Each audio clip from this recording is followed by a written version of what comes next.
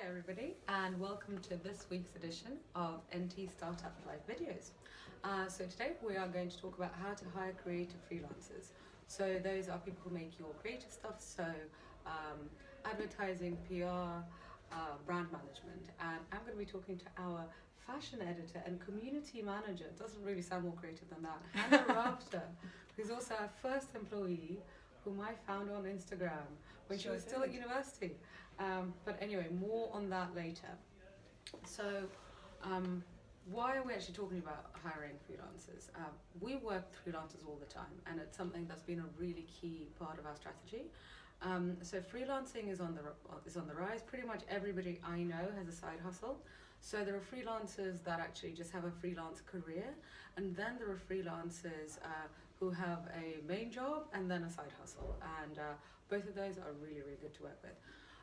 For a startup in general, creatives as freelancers are a really good idea because unless you are yourselves a PR agency or an advertising agency, you're not going to need somebody in-house constantly to make adverts for you or to constantly update your brand. I mean, you should not be updating your brand all the time. But your stuff does need to look good. Even if you are doing something B2B, it doesn't need, this is not just applicable to companies like ours, which is in the fashion media, so obviously branding and creativity is really important to us, but kind of how your website looks and feels is important for any kind of company.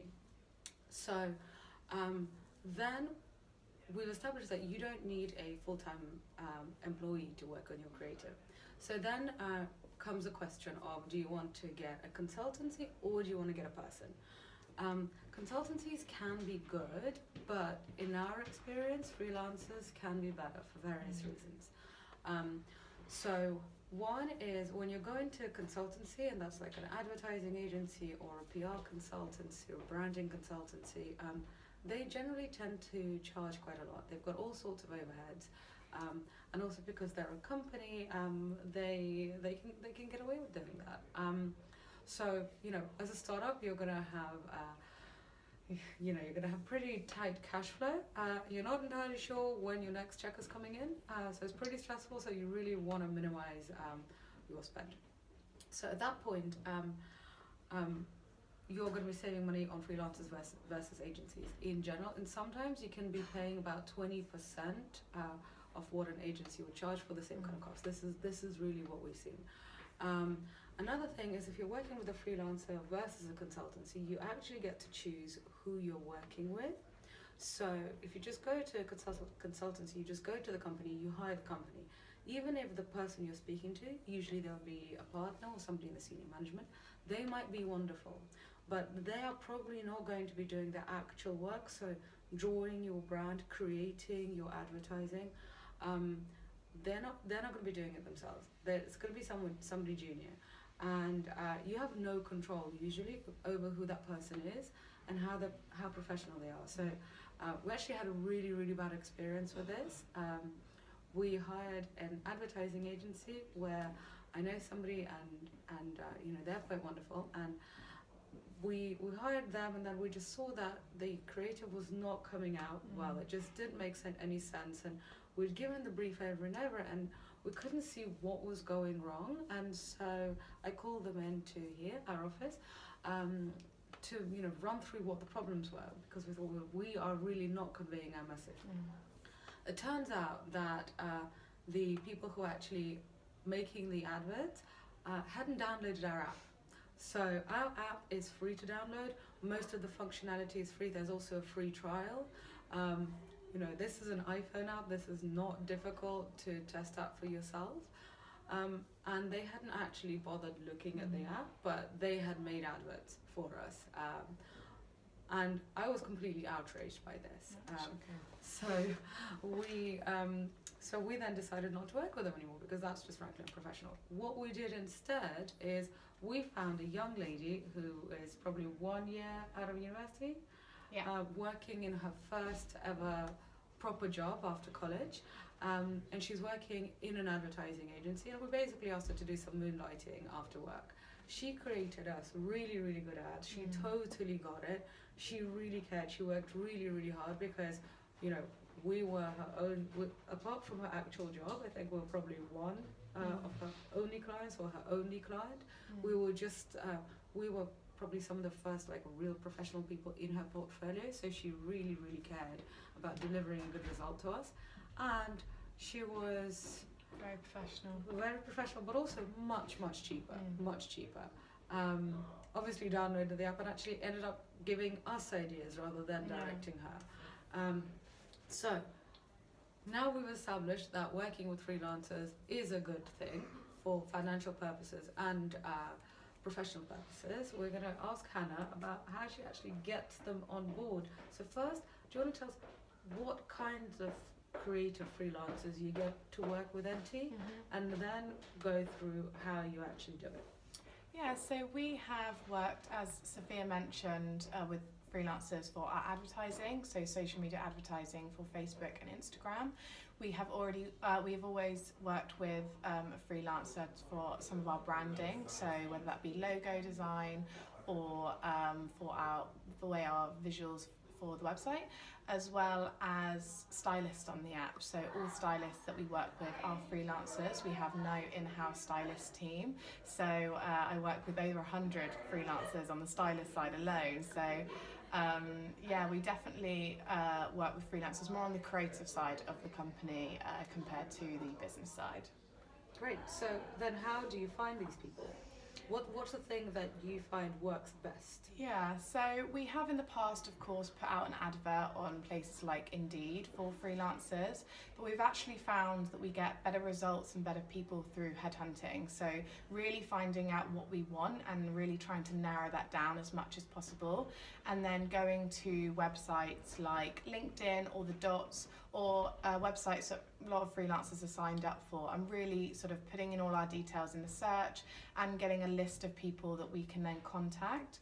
But we also like to go to our private networks a lot, so really using our networks and people we've met in the past. So some freelancers have been university friends, or people that I'm personally connected with LinkedIn, or even friends of a friends have mentioned them and recommended them. So getting recommendations is really great because it means they're already a trusted source. So once you get them on board, how do you manage all of these people? So you've got a lot to do, and also you're working with people on very different kinds of schedules to you. So what are your tips and tricks? So I would say it's a lot of work to be prepared for a lot of emails and a lot of calls. But I would say making it really clear from the very beginning the kind of relationship you're going to be having with this freelancer. So what are your working hours during your day, and when are they expected to work? As Sophia mentioned, a lot of freelancers work in the evenings, therefore they might have some questions during that time. So by letting them know when you're available to be spoken to and receive calls is really important. But also by setting deadlines and the preferred way of communication, and who from the team that they are able to reach out to, and their contact details are really important. So when do you find that things haven't gone well? Have there been, let's not name any names, but we're not that mean. But when have there been times when it just didn't work out, either because it was our fault or the freelancer's fault, or just because the universe just did not connect that day? Yeah, I think at the very beginning when we were working with our first set of freelancers, we gave them a lot of power and trust. And although that is important to listen to their ideas and views and let their creativity run wild, it is also important to be very specific in what you want and the outcome of what you are trying to achieve. Therefore, there has been occasions where we haven't really potentially conveyed that to them. Therefore, there's been potentially a lot of miscommunication. We've also had deadlines not being met because we've really loved the creative work of an individual, but have really sort of not got a gauge of how professional they are. Therefore, deadlines haven't been met, emails haven't been responded to. Therefore, everything was running late and the experience felt quite stressed at times.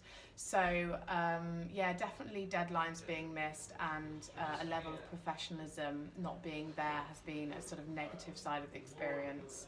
But there has been, huge amounts of benefits and great things that have happened through working with freelancers as well.